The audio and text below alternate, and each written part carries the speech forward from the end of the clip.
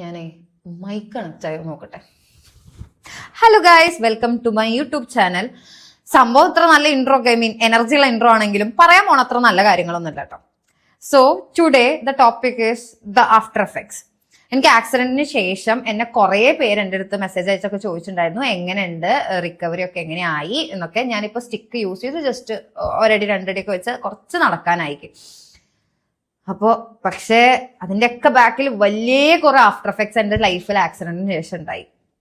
അപ്പൊ അതാണ് ഞാൻ പറയണത്. കാരണം എന്നെ സ്നേഹിച്ച് എന്റെ കാര്യങ്ങൾ അറിയാൻ ആഗ്രഹിക്കുന്നവർക്ക് വേണ്ടിയിട്ടാണ് കേട്ടോ ഈ വീഡിയോ. അല്ലാത്തവർക്ക് സ്കിപ്പ് ചെയ്യാം. സോ ജൂലൈ 25-ാം തീയതിയാണ് എന്റെ ആക്സിഡന്റ് നടക്കുന്നത്. 26-ാം തീയതി സർജറി നടക്കുന്നു. അന്നത്തോടെ തീർന്നതാണ് എന്റെ മെന്റൽ ഹെൽത്ത്. ഞാന് ആകെ തിരിഞ്ഞുപോയി. ഇപ്പോഴാ തിരിഞ്ഞു വന്നിട്ടില്ല തല. കാരണം ആദ്യത്തെ കുറച്ച് നാളൊന്നും പ്രശ്നം ഉണ്ടായിരുന്നില്ല, വേദനയും കാര്യങ്ങളൊക്കെ ആയിരുന്നു. പിന്നെ ഞാൻ അനുഭവിച്ച ഒരു സംഭവമുണ്ട്. അതായത് ഞാൻ ഒറ്റയ്ക്കാണ് ഇത്രയും ദിവസം 4 ചുമരിന്റെ അകത്ത് ഒരു വീടിന്റെ അകത്ത് ഇരുന്ന ഒരാൾക്ക് മെന്റൽ സ്റ്റെബിലിറ്റി നഷ്ടപ്പെടും. ആദ്യത്തെ ഒരു മാസം ഒക്കെ ഞാൻ ബെഡിൽ തന്നെ, എന്നെ ബാത്റൂമിലേക്ക് എന്നെ എല്ലാം ചെയ്തു തന്നിരുന്ന എന്റെ അമ്മയും എന്റെ അനിയനും കൂടിയിട്ടാണ്. അതായത് ലിറ്ററലി നമ്മള് ഭക്ഷണം കഴിക്കുന്നതും ബാത്റൂമിൽ പോകുന്നതൊക്കെ ഒരു ഇത്ര പോകുന്ന സ്പേസിൽ തന്നെ എനിക്ക് എന്റെ ലൈഫിന്റെ എൻഡായി തുടങ്ങി. കാരണം ഞാൻ ആദ്യത്തെ ആക്സിഡന്റ് അല്ല, 2ാമത്തെ ആക്സിഡന്റാ. എനിക്ക് എന്തുകൊണ്ട് എനിക്കിത് സംഭവിക്കുന്നു ആലോചിച്ചിട്ടാണ് ഭയങ്കരമായിട്ട് എന്നും കരച്ചില്.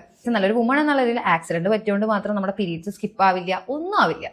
ഇതിന്റെ ഇടയിൽ കൂടെ പീരീഡ്സും ഇതിനായിട്ട് ഞാൻ സംസാരിക്കുന്ന കുറച്ച് പേരുണ്ട്. അതിൽ റോഷ്നിയും അമലും ഉണ്ട്. ഇവരെ വിളിച്ച് കരച്ചിലെന്നെ. പിന്നെ അതില്ല, അയ്യോ പറയാൻ വയ്യ. ആ കുട്ടിയുണ്ട്. കരച്ചിലും പിഴിച്ചിലും കണ്ണീരും കിനാവുമായിരുന്നു ആദ്യത്തെ ഒരു മാസം. 2ാമത്തെ മാസത്തിലേക്ക് എത്തിയപ്പോഴേക്കും പയ്യെ ഒരാളടിക്കാൻ തുടങ്ങി. ഞാൻ വെറുതെ ഒരു സാഡ്നെസ്സിനെ ഡിപ്രഷൻ എന്ന് പറയുന്നതല്ല കേട്ടോ. പക്ഷെ ഡയഗ്നോസ് ചെയ്തതാണ് എനിക്ക്. ഞാൻ അതിന്റെ തെറാപ്പിയും കാര്യങ്ങളൊക്കെ എടുക്കുന്നുണ്ട്. അത് ഇതിനു മുന്നേയും എന്റെ വീഡിയോസ് കണ്ടവർക്ക് അറിയാം. അതിന്റെ ഒരു പോലെ. കാരണം എന്താ വെച്ചാൽ ഞാൻ പിന്നെ ആരോടും സംസാരിക്കാതെ ആയി. ഇപ്പോഴത്തെ പിള്ളേരൊക്കെ പറയണ പോലെ ഞാനൊരു ഇൻവെർട്ടർ ആയി ഗൈസ്. ഇടയിൽ കൂടെ യൂട്യൂബ് മെയിൻറ്റെയിൻ ചെയ്യണം എന്നുള്ളൊരു പ്രഷർ ഉണ്ട്. ഓഫ് കോഴ്സ് ഉണ്ടാവും. ഇപ്പൊ ഞാന് കുറെ കമന്റ്സും കണ്ടുട്ടോ. ഇതിന്റെ ഇടയിൽ ഞാൻ പ്ലാൻ ചെയ്തെടുക്കുന്ന വീഡിയോ അല്ലാത്ത കാരണം ആകെ മൊത്തം അങ്ങോട്ടും ഇങ്ങോട്ടും കൺഫ്യൂഷൻ ആവും. നിങ്ങളത് ക്ഷമിക്കണം. ഇതിന്റെ ഇടയിൽ ഞാനൊരു ഷൂട്ട് ചെയ്തിട്ടുണ്ടായിരുന്നു. അത് കുറെ പേര് എന്നോട് ഭയങ്കര സ്നേഹത്തിൽ എൻ്റെ അടുത്ത് സംസാരിച്ച് കുറച്ച് ബാഡ് കമന്റ്സ് ഞാൻ അതിൽ കണ്ട്. അടുത്ത് വെച്ചു, പിന്നെ കാലിന് വയ്യാത്തോണ്ട് ഇത്രയൊക്കെ കാണിക്കണോ, എന്തിനാ അത്ര ഷോ കാണിക്കണ നീ, നിനക്ക് വീട്ടിലിരുന്നവരെ അറിയണവരൊക്കെ മനസ്സിലാക്കേണ്ട ഒരു കാര്യമുണ്ട്. 60 ദിവസം അല്ലെങ്കിൽ അന്ന് ആ ടൈമിൽ ഒരു 30-35 ദിവസം വീട്ടിലിരിക്കുകയാണ് നമ്മൾ. നമുക്ക് വെള്ളം കുടിക്കണമെങ്കിൽ പോലും നമ്മൾ വേറൊരാൾ സഹായം തേടുന്ന സമയത്ത് നമുക്ക് എന്തെങ്കിലും ചെയ്യാൻ പറ്റുന്നതൊക്കെ നമ്മൾ ചെയ്യും നമ്മുടെ ഹാപ്പിനെസ്സിന് വേണ്ടിയിട്ട്. എൻ്റെ അടുത്ത് കുറെ പേര് പറഞ്ഞു, എടാ കുഴപ്പമില്ലടാ, ഇരുന്നടാ, സാരില്ല, റെഡിയാവും. ഈ പറഞ്ഞ ആൾക്കാരൊക്കെ ഈ വേദന ഒന്നുമില്ലാതെ, ഒരു ആക്സിഡന്റ് ഒന്നും പറ്റാതെ ഒരു റൂമിന്റെ അകത്ത് ഇവരിരുന്ന് കാണിക്കട്ടെ. ഇവരൊരു 3 മാസം ഒരു റൂമിന്റെ അകത്ത് റൂം ലോക്ക് ചെയ്ത് ഫുഡും വെള്ളമൊക്കെ കറക്റ്റ് ആയിട്ട് ഇരുന്ന് കാണിക്കട്ടെ. അപ്പൊ മനസ്സിലാവും അതിന്റെ വേദന. ആക്സിഡന്റ് പറ്റിയ ഒരാൾക്ക് പോലും എന്നെ പറ്റി നെഗറ്റീവ് പറയാൻ തോന്നില്ല. കാരണം അവർക്ക് അറിയാം, എന്താ പറയാ, മൊബിലിറ്റി നഷ്ടപ്പെട്ട് നമ്മൾ ബെഡ് റിഡൺ ആയിട്ട് ഇങ്ങനെ അഴുകി പുഴുത്ത് കിടക്കണ സമയത്ത് നമുക്ക് എന്താണോ ചെയ്യാൻ തോന്നുന്നത് അത് ചെയ്യാൻ പറ്റും. അല്ലെങ്കിൽ അത് ചെയ്യണം നമ്മൾ. ഇല്ലെങ്കിൽ നമ്മൾ മരുന്ന് കഴിക്കുന്നതിലോ ഫുഡ് കഴിക്കുന്നതിലോ ഒന്നും കാര്യം ഉണ്ടാവില്ല. ഇതിന്റെ ഇടയിൽ കൂടെ അടുത്തത് യൂട്യൂബിലത്തെ ഹെയ്റ്റും ഉണ്ട് കേട്ടോ. അത് ഭയങ്കരമായിട്ടൊന്നും ബാധിച്ചില്ല. ഞാൻ വിചാരിച്ചു എങ്ങനെ ആൾക്കാർക്ക് അങ്ങനെ കമന്റ് ചെയ്യാൻ പറ്റണത്, കാരണം ഇവർക്ക് എന്തവസ്ഥ അറിഞ്ഞിട്ട് അന്ന് ജസ്റ്റ് വിചാരിച്ചു. അതിൽ ഞാൻ വിട്ടു. സംസാരിക്കണ്ട. എനിക്ക് എല്ലാവരോടും ദേഷ്യപ്പെടൽ തുടങ്ങി. ഒരു പോയിന്റിൽ എനിക്ക് തന്നെ മനസ്സിലായി എന്റെ കയ്യിൽ നിന്ന് കാര്യങ്ങൾ പോവും. മൊത്തം ആരുടെ അടുത്തും ദേഷ്യപ്പെടില്ല കേട്ടോ. എനിക്ക് വളരെ ക്ലോസ് ആയി നിൽക്കുന്ന സർക്കിളിന്റെ ഉള്ളിൽ മാത്രമേ ഞാൻ ദേഷ്യപ്പെടുള്ളൂ. അല്ലാണ്ട് റാൻഡമായിട്ട് ഒരാളുടെ അടുത്ത് നമുക്ക് ദേഷ്യപ്പെടാൻ പറ്റില്ലല്ലോ, തല്ല് കിട്ടുമല്ലോ. എൻ്റെ ഒരു one of the best friend ഖത്തറിലുണ്ട്. അവനെ വിളിച്ച് ചീത്ത പറയാ, അതായിരുന്നു എൻ്റെ പ്രധാന ഹോബി. അവനെ ഞാൻ എന്തൊക്കെയാ പറഞ്ഞത് എനിക്ക് പോലും ഓർമ്മയില്ല. കാരണം അത്രയ്ക്ക് എനിക്ക് ഫ്രസ്ട്രേഷൻ ആരെങ്കിലും മേത്ത് തീർക്കണം എന്നായി. ബെഡിൽ നിന്ന് ഇറങ്ങാൻ പറ്റില്ലല്ലോ. മാസം കഴിഞ്ഞ് വാക്കർ വെക്കാനായപ്പോ എനിക്ക് ടോയ്ലറ്റിലേക്ക് പോകാനായി. അപ്പൊ എനിക്ക് ഭയങ്കര സന്തോഷമായിരുന്നു. പക്ഷെ നമ്മള് വിചാരിച്ച പോലൊന്നും ബോഡി അങ്ങോട്ട് മെന്റലി ഒരു സ്ഥലത്തേക്ക് എത്തണം എന്നുണ്ട്. പക്ഷെ ബോഡി ആ സ്ഥലത്തേക്ക് എത്തണില്ല. എഡിറ്റിംഗ് സ്കിൽസ് കുറഞ്ഞു. എനിക്ക് ക്രിയേറ്റീവായിട്ട് മൈൻഡിൽ ഒന്നും വരുന്നില്ല. പ്രശ്നമാവാൻ തുടങ്ങി. കാരണം യൂട്യൂബ് ഞാൻ അത്രയും കഷ്ടപ്പെട്ട്, ഞാൻ ഒരു രാത്രി കൊണ്ട് ലക്കില് യൂട്യൂബർ ആയതൊന്നുമല്ല. യൂട്യൂബിൽ കണ്ടന്റ് ഇട്ടിട്ട് എന്നെ ഇനീഷ്യലി മുതൽ ഫോളോ ചെയ്യുന്ന എല്ലാവർക്കും അറിയാം. ഞാൻ നല്ല കഷ്ടപ്പെട്ട് വീഡിയോ ഇട്ട് എല്ലാം ചെയ്തിട്ട് തന്നെയാണ് ഇങ്ങനെ ഒരു ഫാമിലി ബിൽഡായത്.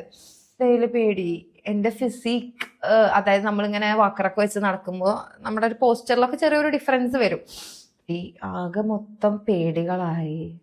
ഇന്നേക്കിപ്പോൾ ഒരു 65 ദിവസം, ഞാൻ ഈ 65 ദിവസത്തിൽ കരയാത്തൊരു ദിവസം പോലും ഇല്ല. സിമ്പതി പിടിച്ചു പറ്റാൻ വേണ്ടിയിട്ട് വീഡിയോ ഒക്കെ ചെയ്യണതല്ല കേട്ടോ. എനിക്ക് തോന്നി എനിക്കിതിവിടെ പറയണം എന്ന്. കാരണം ഓടിക്കുന്ന ഓരോരുത്തരും, വണ്ടിയിലിരിക്കുന്ന ഓരോരുത്തരും ഇതിൽ കാണുന്ന ഒരാളെങ്കിലും അത് ഓക്കെ, അയ്യോ ആ കുട്ടിക്ക് ഇത്രയും കഷ്ടപ്പാടുണ്ടായിരുന്നല്ലോ, നമ്മൾ ഇനി മുതൽ ശ്രദ്ധിക്കാന്നുള്ള രീതിയിലായി കഴിഞ്ഞ് ഞാൻ അതിൽ ഹാപ്പി. കാരണം അത്രയ്ക്ക് ഞാൻ അനുഭവിക്കുന്നുണ്ട്. അത്രയ്ക്ക് ഇതിലൊക്കെ എനിക്ക് വിഷമമുള്ള ഒരു ഫാക്റ്റ് ഉണ്ട്. എൻ്റെ ആക്സിഡന്റ് ആയി, അത് കേസായിട്ട് കേസിന്റെ വഴിക്ക് പോകുന്നുണ്ട്.